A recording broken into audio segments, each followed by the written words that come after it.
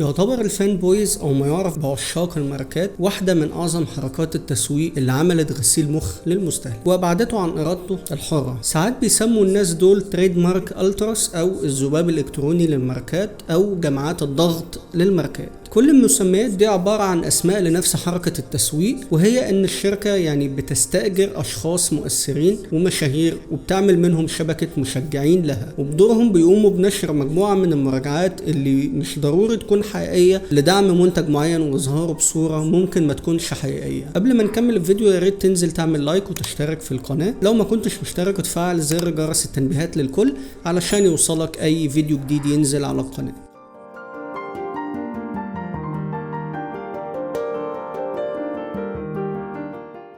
نرجع لموضوعنا بقى. المهم ان الفان بويز دول مش كلهم مدفوعين او مأجورين من قبل الشركات، فانا وانت ممكن نكون فان بويز لماركات اشترينا منها قبل كده واعجبنا بيها، حتى اننا ممكن نكون بنرشحها لاي شخص وبنقول عليها ان هي افضل ماركة ونروج عن تجاربنا الايجابية مع الماركة دي. الفان بويز هم اكتر حركات التسويق تأثيرا على رأي المستخدم وتوجيهه لشراء علامة تجارية معينة دون غيرها. وعندك مثلا شركة زي امازون عانت كتير من المشكلة دي علشان كان في ذباب الكتروني كتير بيدخل يسجل مراجعات ترفع مستوى التقييم او الريتنج لمنتج معين علشان تاخد تقييم مثلا 4.9 من 5 او 5 من 5، وده شيء صعب ومضلل جدا. خلينا اقول لكم حكاية من الواقع بتحكي عن تأثير الفان بويز. عندك مثلا في عالم معالجات الكمبيوتر في شركتين كبار جدا بيتصارعوا على قمة المجال ده. طبعا هم معروفين، هم شركة انتل وشركة AMD.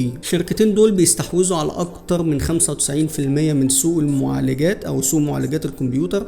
وطبعا جهاز الكمبيوتر او اللابتوب بتاعك دلوقتي جواه معالج مصنوع بواسطة شركة من الشركتين دول. لحد سنين قليلة فاتت كانت شركة انتل هي الشركة المسيطرة على سوق المعالجات، وده كان نتيجة ان معالجات الشركات التانية زي AMD كان ادائها سيء جدا ومتواضع، وبكده ضمنت شركة انتل الاحتكار التام للسوق وبقت ترفع الاسعار بشكل جنوني جدا. وكان الفان بويز بتوع شركة انتل ماشيين بيسخروا من منتجات الشركات المنافسة على اعتبار ان معالجات المنافسين سعرها رخيص ورديئة، وبيحاولوا يزرعوا جواك كمستهلك انك على الرغم من ارتفاع سعر المعالج بتاع انتل الجنوني، لكن في النهاية انت هتاخد معالج نظيف وبأداء ممتاز. وبصراحة وقتها كان معاهم حق بخصوص الجزئية دي، لكن ده برضو ما كانش مبرر للسعر المبالغ فيه لمعالجات انتل. اللي حصل بقى ان من كام سنة كده شركة AMD فاقت من الغيبوبة الطويلة وبدأت تصنع معالجات افضل واسرع من معالجات شركة انتل وتقريبا بنص السعر. شركة انتل بدل ما تطور من نفسها اعتمدت اعتماد كلي في مواجهة صحوة AMD على الفان بويز بتوعها، واللي بدورهم فضلوا يروجوا ولو بالكذب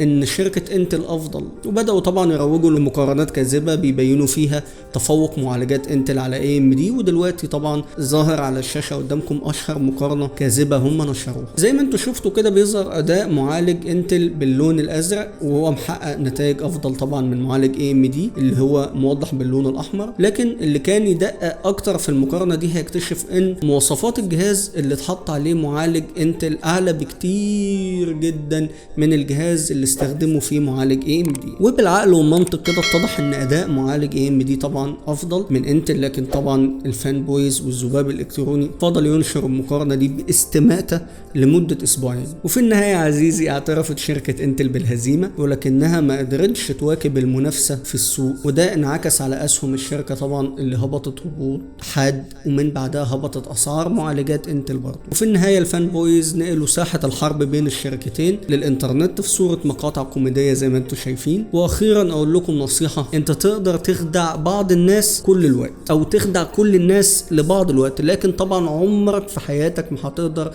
تخدع كل الناس في كل الوقت. بس كده وصلنا لنهاية الفيديو، وبتمنى لو الفيديو عجبك تنزل تعمل لايك وتشترك في القناة لو ما كنتش مشترك، وتفعل زر جرس التنبيهات للكل علشان يوصلك اشعار لما نرفع فيديو جديد. اتمنى انكم تكونوا استفدتوا، واشوفكم في فيديو جديد ان شاء الله.